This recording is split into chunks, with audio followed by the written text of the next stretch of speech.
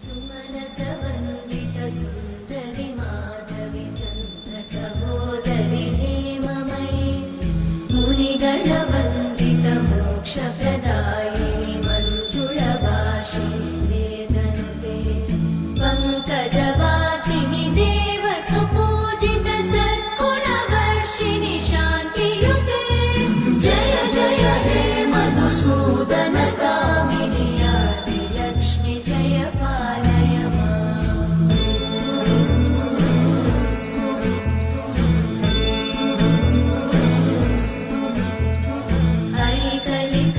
ऐकलिकल्मषनाशिनि कामिनि वैदिकरूपिणि वेदमये क्षीरसमुद्भव मङ्गलरूपिणि मन्त्रनिवासिनि मन्त्रनुते मङ्गलदायिनि अम्बुजवासिनि देवगणाश्रितपादयुते जय जय हे मधुसूदन कामिनि धान्यलक्ष्मि जय पालय माम्।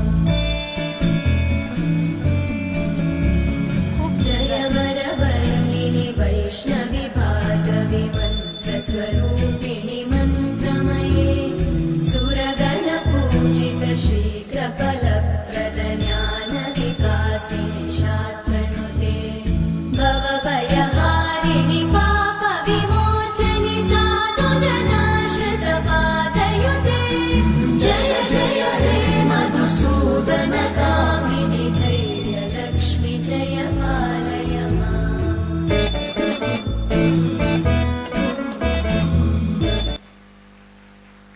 खूप सुंदर, जोरदार टाळ्या होऊ द्या या तिन्ही महिलांना।